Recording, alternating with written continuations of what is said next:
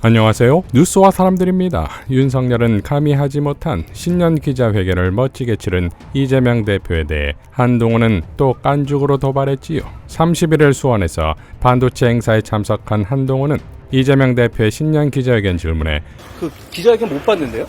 거기서 그분 법카 뭐라고 하던가요?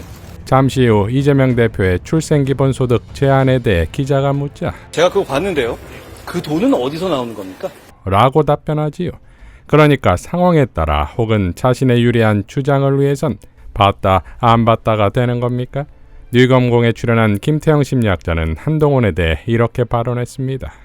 한동훈은 말을 바꾸는 수준을 넘어서서 상습적인 거짓말쟁이입니다. 거짓말을 너무 잘해요.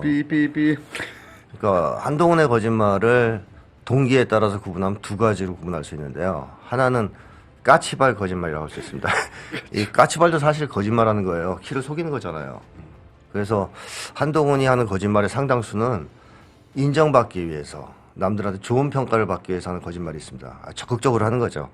대표적인 게 부산에 있을 때 저녁마다 송정 바닷길 산책했고 서면 기타 학원에서 기타 배웠고 사직에서 롯데하고 봤다. 이런 게 부산 사람들한테 인정받고 사랑받으려고 한 거짓말이거든요. 까치발 거짓말.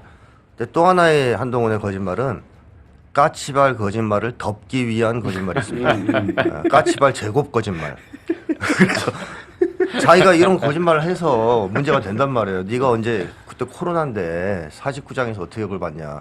그걸 또 거짓말로 덮어야 되지 않습니까? 자기 방어를 위해서. 그래서 자기 방어를 위해서 또 거짓말을 합니다.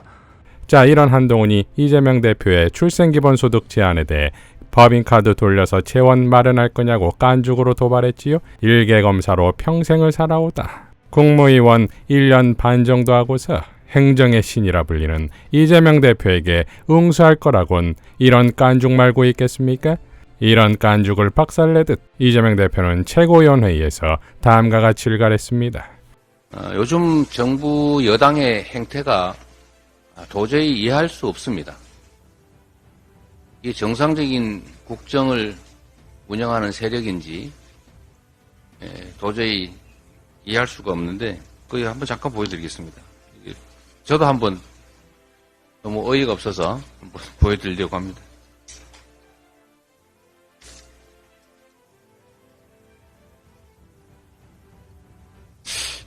말씀을 좀 드리면 우리 정치인들은 또 정치 집단들은 국민으로부터 권력을 위임받기 위해서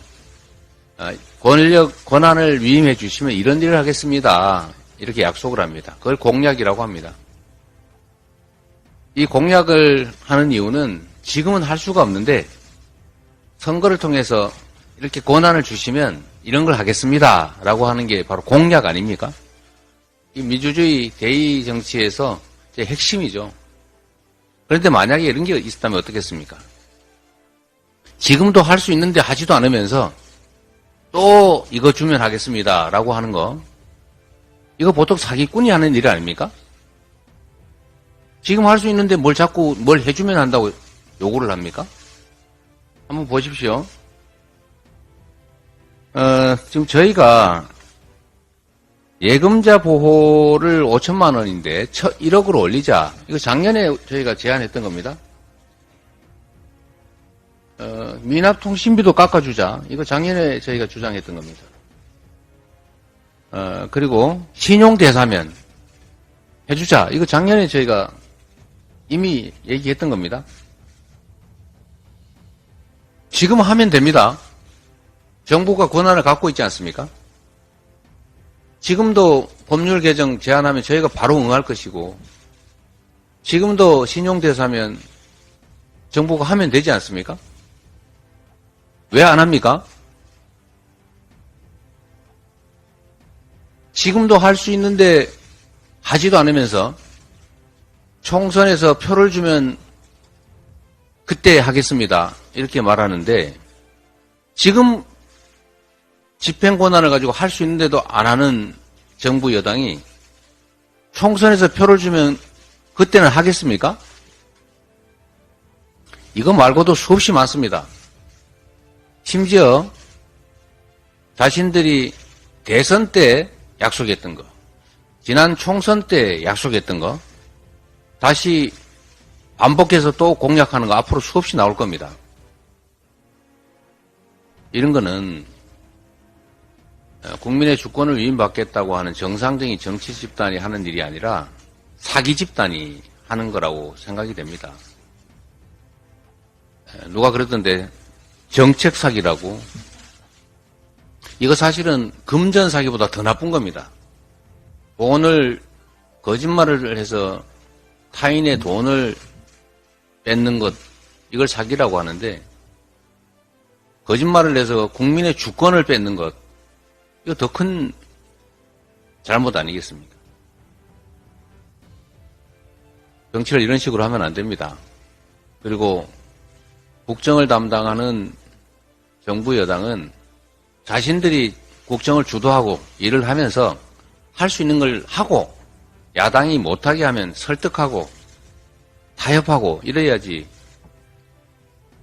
지금 정부 여당 하는 일 보면 야당 흉보는 게 그냥 일입니다. 무슨 정부 여당이 이렇게 야당 헐뜯는 거 보셨습니까? 야당이 정부 여당 헐뜯었습니까? 이런 식으로 국정을 운영을 하면 나라가 제대로 될 수가 없습니다. 경제가 나빠지고 평화가 위기에 빠지고 민주주의가 훼손되고 민생이 나빠지는 것 다 이런 태도 때문입니다. 대체 관심은 어디에 갔는지 매우 궁금하다는 말씀드리고 그런 중에 하나의 또 사례로 이 말씀만 드리고 마치겠습니다. 임기 시작 5개월 만에 나경원 저출산 고령사회위원회 부위원장 임명하더니 이번에 용산 당무 개입시키면서 석 달 만에 그만두지 않았습니까? 그런데 이번에 또 후임자가 아직 임기가 절반이나 남았는데 또 그만둔다고 합니다.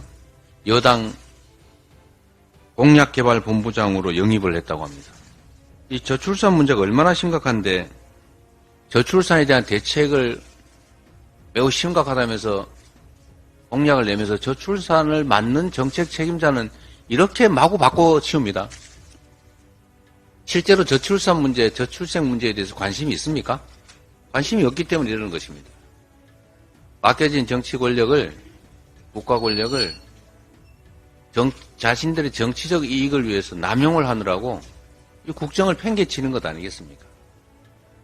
이렇게 하지 말라는 말씀 드립니다. 이거 국민들이 용서하지 않을 것입니다. 자, 그러니까 권한을 가진 집권 여당이 왜 공약을 하냐 이거지요. 권한이 있는데 안 한다면 그 권한은 반납해야지요. 정권을 내놓아라 이겁니다. 정치 입문 수준도 못 되는 한동훈이 총선에 패배하면 지금 말한 수많은 공약들은 안 해도 되는 겁니까? 그러니 대국민 사기라는 말이 나오는 거 아닙니까? 그런데 사기꾼이라 불릴 행태는 과연 이뿐일까요? 한동훈이 말하는 시대정신, 즉 운동권 청산이 있습니다. 김어준 총수는 다음과 같이 밝혔지요. 일기 장관들 다 험지가거든요. 대부분. 지금 이야기하는 이 운동권이라고 말하는 분들이 있는 지역구가 다 또 국민의힘 험지예요. 네. 나가봐야 당선이 안 됩니다. 근데 또 거론되는 분들이 대부분 보면 비윤이에요. 이것도 핑계예요. 이 사람들을 여기에 보내면서 마치 당신들은 이 운동권을 청사한 시대 정신을 실행에 옮기는 거야. 막 띄워주는 거거든요. 버리는 겁니다. 실제로는. 북치고 장구치면서 실제로는 그 양지의 낙하산으로 갈 검사 출신들이나 용산 출신들이 받을 비판을 상쇄시킬 목적으로 이렇게 호들갑을 떨어대고 있는 것이다. 그리고 이분들 거론되는 분들 실제로는 다 버리는 카드입니다. 당선될 곳이 없어요. 자, 이런 분석에 딱 맞는 인물이 있지요. 정청래 최고에게 도전장을 내민 김경률인데 난데없이 노무현 재단 건축비 의혹을 제기했습니다. 그러자 한동훈은 저분이 저런 걸 하라고 제가 모신 거란 말씀을 드린다 라고 발언했지요. 과연 한동훈과 김경률의 관계는 제대로 유지가 될까요? 자, 이러한 한동훈의 깐죽 도발은 더 이상 민주당에는 통하지 않을 듯합니다. 홍익표 의원은 최고위원회의에서 이런 행동과 발언을 했지요. 대표님이 지금 여당에 대한 비판 얘기를 들으니까 갑자기 이게 생각납니다. 이게 무슨 의미인지 아십니까? 이 주로 영미권에서는 남의 말을 인용할 때 또는 약간 조롱성 강조할 때, 그래서 외국의 정치 지도자 중에서 제일 이걸 자주 쓰는 사람이 트럼프 전 대통령인데요. 말씀하실 때도 이거를 하면서 그 인용하거나 강조하시는 그 한동훈 비대위원장이 남의 정책을 표절하는 것은 쿼터를 안 달면 이건 정책 표절입니다. 사기고. 뭐 좋은 정책이면 잘 베껴서 잘 써주시면 좋겠는데 표절만 하고 실제 정책은 안 할까봐 걱정입니다. 자, 그리고 최고위원 회의가 끝날 때 이렇게 발언합니다. 제가 이걸 보고 갑자기 생각이 나서 한 말씀 하겠는데, 한동훈 비대위원장이 본인이 아바타면 당무 개입이 아니지 않나요? 하는데 제가 생각하기에는 아바타면 그 존재 자체가 당무 개입입니다.